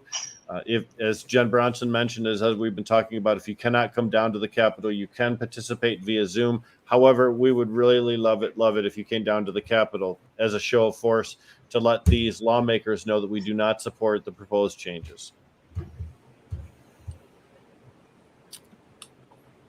We don't call very often, but when we do, please answer the call. Yeah, it is so weird. this far down the line and have to revisit like No. the same shit. This is the newest incarnation. There's always been a small group of people trying to take everything over since the passage of the Michigan Medical Marijuana Act. Steve Linder's one of the commonalities amongst all those people, too, Jamie. Well, it's a Yes, corporate takeover. October 5th in Lansing. I'm sorry. Say It's it just again, how. Tom. It's okay. No, I was just saying it's it's pretty typical here in this country. We love to see all of our small businesses crumble to the giant mega box stores and things like that. Being slightly facetious, but it happens, and cannabis is the one thing that they've told us for so long we shouldn't have, we can't have, and now they want to take that too. And it's kind of like the last stand against that happening. We can still have small businesses thrive. When the Snyder administration was done, I was hopeful that we weren't going to face these type of big challenges anymore, because he really gave safe haven to those people that wanted to come after us. But at this point, election year 2022 is coming up. I don't think we can count on the governor to veto something that receives 3/4 supermajority in the House and the Senate. So this is really where we have to stop it. The Senate is going to be uncontrollable. The Republicans have such a huge majority there. It'll be very difficult for us to make our stand and stop it there. Stopping it in the House of Representatives is the only viable way to stop this legislation from getting to the governor's office.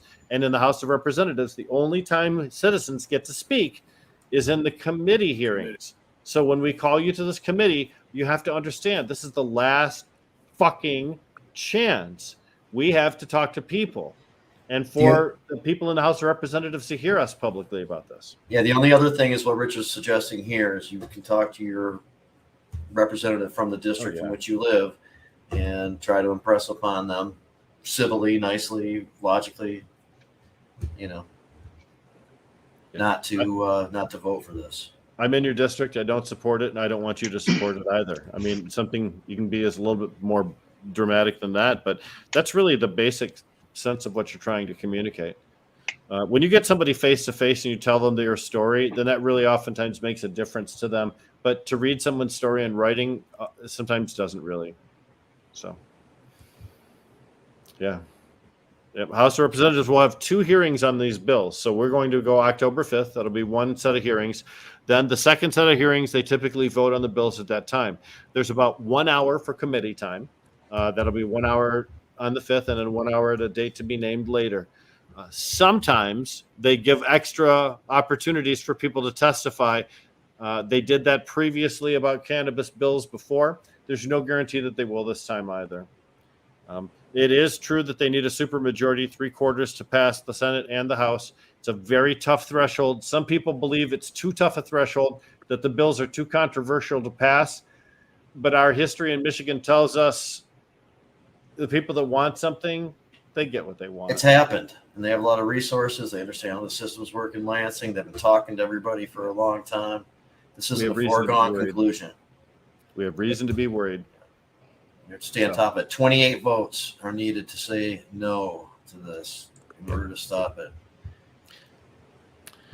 People talking to their individual rep, with giving good reasons, could be helpful. Yes, Jen's asking if it only needs 50% to fuck their lobbyists. That's true. But first, before we do that, does it only need 50% to get out of committee and move on? Yes. It does. Yep. Mm-hmm. Yep. 3/4 majority is a standard. Yeah. All the Republicans are going along with it. Go ahead, Adam. You were saying they have that? Oh, on the committee, there's more than 50% Republicans on that committee. So it's not a foregone conclusion that all the Democrats are. Some of the are going along with it too. So right, and one of the Democrats is the sponsor. Well, and there's a couple that are because of health. Very important. Right. Kids. And the kids. Well, and this is a problem with the way that we do lawmaking in this particular republic, and that's the people who have the most money that can afford to put someone right there whispering in the ear of lawmakers all the time. Those are oftentimes that's the only information they get about a subject. They're really secretive about what they're going to do next and what bills are going to come up. It's difficult sometimes to work with lawmakers because you just never know what the lobbyists are working on behind the scenes. Those of us who are just common citizens and don't have lobbyists, we're behind the times. Go ahead, Adam. It's worse than that. These people trade their vote. Mm-hmm. Hey, I don't give a shit about this. How do you want me to vote? I'll vote the way you want on something next time. That's the sick part about this, is that they don't even represent their own opinion or their constituent. They've traded away their vote, and it's known. George Bierko, right there. The MCA. Yeah, I do want to say, man, these guys have been pretty active, and they're talking to people, really trying to persuade people. No, George has also taken up the position as a owner of a grow shop, that there are several hundred grow shops, that they have lots of employees, that they are in support of the system that's been in place for a long time and have come to grow and rely on that. And that would affect that when you remove 80% of the ability for what caregivers can do. And I think that's impressive to some of the lawmakers considering this. When you talk about the commerce aspect of this, it's very important, because if you're theoretically talking about driving 42,000 patients out of the caregiver system and into the regulated marketplace, that's a lot of people not growing cannabis anymore, theoretically. And that's a lot of nutrients, a lot of soil not being sold. That's a lot of things that change in places. Plus, we know that this is just the opening salvo. Dove mentioned it right off the bat in this show today. This is just the opening salvo in a greater play to take away home cultivation rights, to take away patient cultivation rights, and to force us all into the retail market under the guise of the fact that we're producing bad medicine and we just don't know it. So if we don't stop them here, they will take it all. And they're looking to criminalize the black market, which is no longer criminal. It's now people are looking at it differently. They're what? You're going to lock someone up for growing too many plants? Well, how stupid are you? Yeah. Well, guess what? They want to. A lot of prosecutors in different counties in Michigan won't even prosecute cannabis crimes unless they're heinous, right? I'm all for interdicting cannabis coming in from Canada. Nobody should go to jail for that. But I appreciate that you don't want to send cannabis across an international border at this stage of our cannabis law reform development. But leave people alone. Leave citizens alone. Jerry Duvall still in prison, okay? I mean, we just got Jason Szymanski out just for using cannabis while he was on probation. Jerry Duvall's in federal prison, and he's in a health scenario, and it's just really fucked up. And Dream Chasers and Jen essentially saying the same thing. And this is what we say a lot. If you don't want to see a small group of people controlling cannabis activity in Michigan, you don't want to see existing rights unnecessarily taken away, you should be in opposition. And big business may not always be the enemy. There are a lot of businesses that are actually helpful to the plight of caregivers, like Real Leaf Solutions, Redemption Cannabis, Botanical Company. You can go right down the list. There's just, Kevin Pybus is set up down there too. True Cannabis. Thanks. Driven Grow. We can start talking about the people that do really good for the community here, who are not trying to push for changes, who are actively going to stand up and say, no, I don't support changes. Have an understanding. I mean, obviously, we say it all the time. These big interests that are coming in, who have had some success in business, have a lot of resources, don't understand the nuances and the very particular things about cannabis necessary to know how to go about being involved in this industry. Yeah, we oftentimes complain about people that don't know what they're talking about making the rules for us. That's very true with the legislature, but to a certain degree, they don't know what they're talking about because we have not been talking to them as much as we may have supposed to in the past. The question becomes, were they ever going to listen? And this is a true test of whether they're going to listen. We will present to them during this testimony and in all of this politicized buildup to that event exactly how detrimental this is going to be. Will they listen? Check out Dennis here. Hey, Dennis, how are you, sir? Yeah, he showed up at the rally too, by the way. I saw him at the rally. Yeah. He's looking good. We've got a lot of friends in cannabis that we probably wouldn't have had occasion to meet if not for the plant. And, to a certain degree, we can thank the plant for the vibrant community that we have. For everything. Yeah, that's true. It's true. Our community is broad It covers many things, and we don't recognize state borders the way that they want us to recognize state borders. I think reciprocity is just the most beautiful thing ever. If you're a cannabis consumer, you can, in Ohio, and you're registered, you can come across to Michigan. If you're an adult, you can come across to Michigan. That state border really doesn't matter very much as far as who we'll work with. Hey, so I was going to talk about the Niles thing. It was pretty cool, and it was neat to walk around with the joint without there being some little extra. I mean, I've done it many times at some events and stuff like that, but yeah, I guess under these exact situations when there is no chance, I guess, or it was pretty cool, and I was helping to facilitate car parking with a group of volunteers with Sons and Daughters in Glen, and the proceeds go to the organizations. By the way, Josie Company in Glen or Sons and Daughters raised like about $2,000 off of that, helping people get their records expunged. Yeah, and a lot of people from Indiana showed up. This is just above South Bend, right? And that's and their man, market. They were so geeked about it, but it's like, and I feel a little bit weird, like getting pissed off and still pushing and fighting and trying to like achieve something better here. When you hear these people are just, that have it really bad. A lot of them stay in the night so that they don't have to take a chance at all on driving back into Indiana with cops that might want to, force an investigation, thinking that they were up in Michigan getting high or whatever. Because again, if it's just in their system there, they'll fuck you pretty bad for driving like that, no matter what's going on. But the point being, no matter what, man, there's a lot of room to go here in Michigan. Even though we are at one of the better stages, right now in the country, we have a long ways to go. And there's no shame in continuing to push and to fight. Oh, we can sure screw it up too if the wrong things happen. We can screw up the fact that Michigan has actually an incredible program currently as it stands. Like there's no need to change anything. We're really fine tuning our system as opposed to trying to hack out more rights and stuff. Now, I think we should have more plant cultivation abilities. I think having an arbitrary limit on 12 is really kind of insulting. That we should, at this point, just say people can grow cannabis and just be done with the whole counting thing. That to me makes much more sense. But because even if you say you can have an unlimited amount of plants, you still only have so much space, so many resources, so much time. It's not going to have a million plants just because.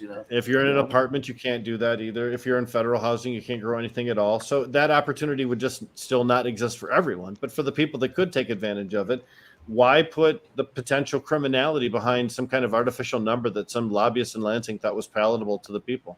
That's not how that got there, though. 12. I know. I'm being poetic. Unfortunately, it's worse than that. It's really worse than that because it's about what the polling and what they thought would pass at the time. Yeah. So, and we've proven that you can do 72 plants in your house. It's not a problem. Now, here's many people do, and some of those are clones for a while, so part of the count. So here's what Dave Morgan saying: caregiver using a card as a front. All right, so we've heard this discussion. We've heard the MCMA people make this exact argument. So how is taking away rights from those not exceeding limits going to resolve this issue?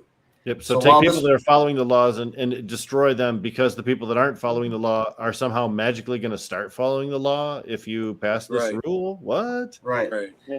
So, and that's what the MCMA is essentially trying to say. So, and they're fabricating the smoke and mirrors and these issues of the health and the kids and and again, the existing laws on the books. Put that back up, Jamie. Put that back up if you would, please, that statement. Because let's remember that this particular person who's growing as a front, having multiple operations and moving it out of state, that is technically not a caregiver any longer. Just because they possess a caregiver card, at that point, that guy is not. And they're willing to exceed limits no matter what the laws are. And so they take on that protections. Yeah, they take on that risk. Right. And of course, if there is any enforcement, I hope that it's all civil. It's just cannabis in the end. So don't like have a paramilitary invasion and somebody as has been done and dynamic entry with guns and dogs being shot and children being handcuffed. We've seen it all. By the way, I don't think Dave was taking the position. He was making a point. Just so for clarity there. So he's saying exactly. So.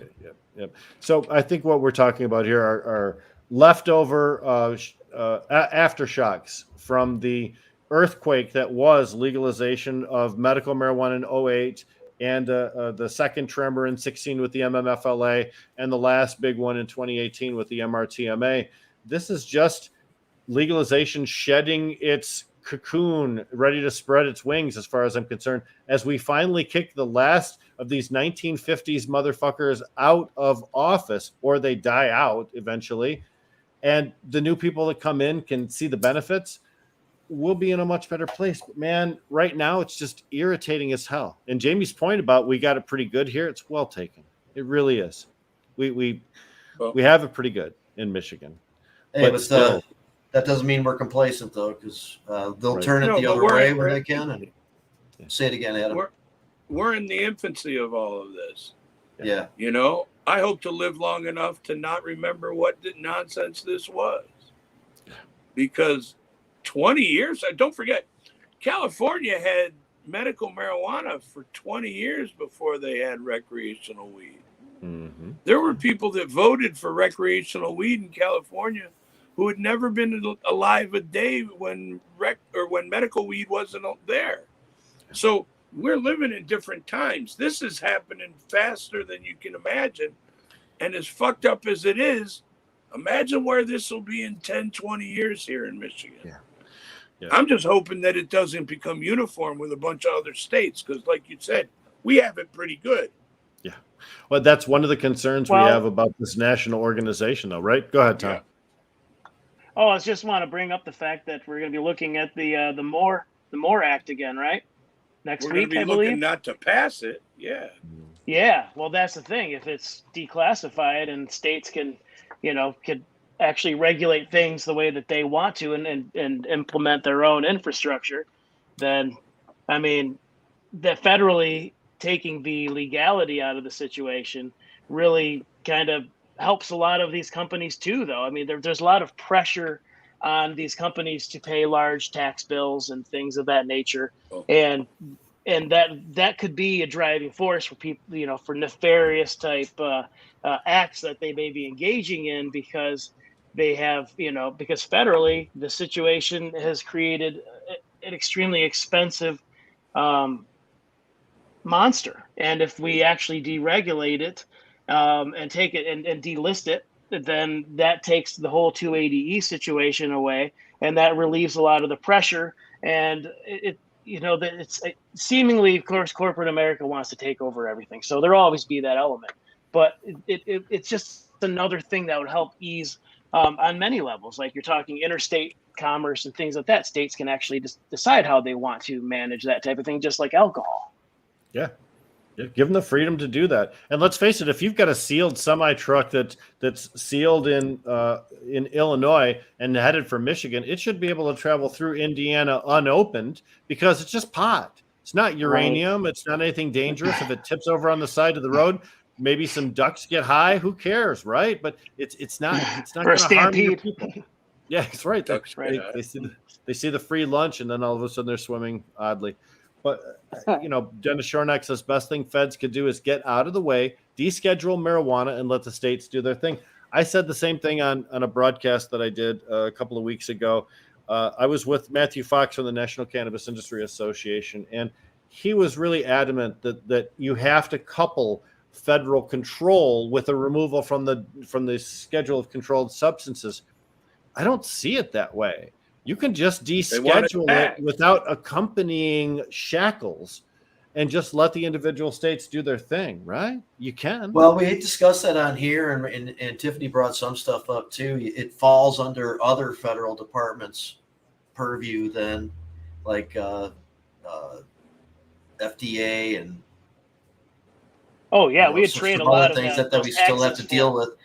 So, I mean, and that was the guy that came out with ResCon. I forgot his name, but that was one of the things that he was talking about. It's not as simple as just taking it away. So I know that ASA was suggesting another department get created on the federal level that handle it. And, of course, wouldn't, have all the, ideally anyway, wouldn't have all the restrictions. other issues associated with these other departments. I know, but lawyers that get paid by big business are expected to say, "Oh, you can't just let it be free like grass." That's exactly what they're paid to say. So I suppose I really want to see a law professor from Harvard or someone from Cornell or from UCLA saying, "Okay, legally you really can't." That would be compelling to me, not a paid spokesperson. So I guess I should do some more research on that because now I'm interested to know.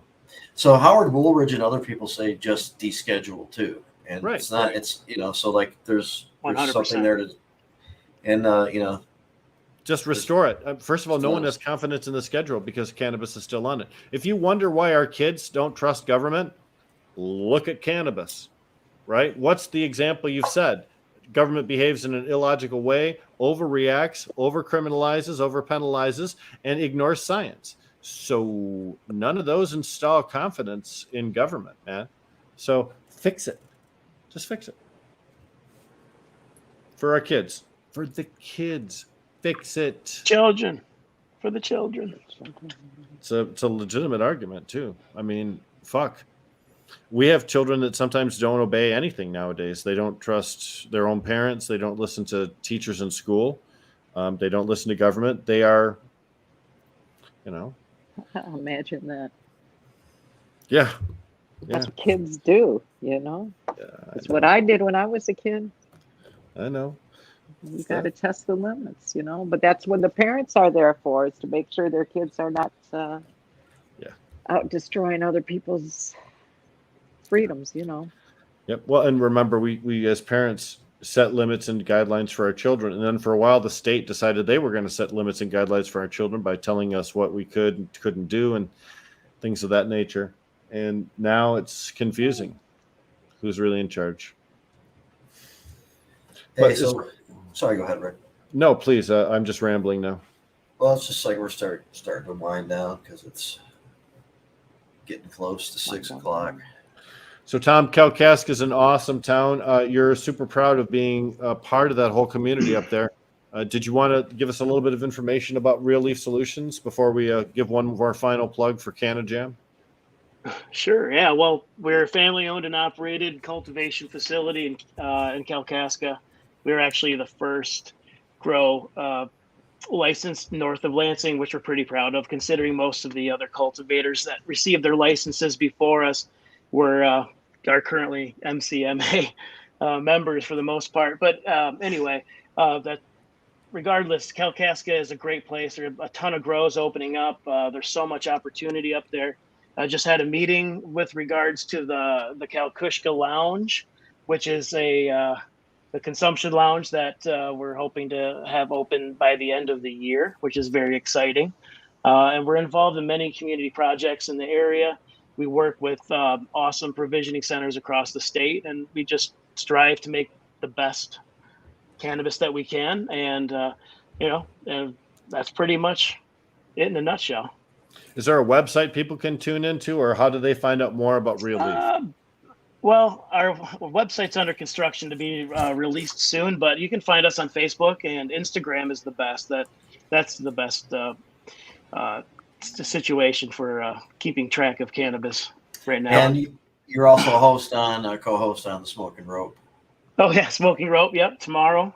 Yep, some exciting guests. We'll be discussing the CannaJam also tomorrow. Yeah, I think that's a celeb stoner named Smoking Rope as one of the nation's best cannabis podcasts, if I'm not mistaken. Blows my mind, but yes, I think you're right. Slightly below another Michigan show. I forgot what that was. Yeah. Yep. The guys are really handsome, though.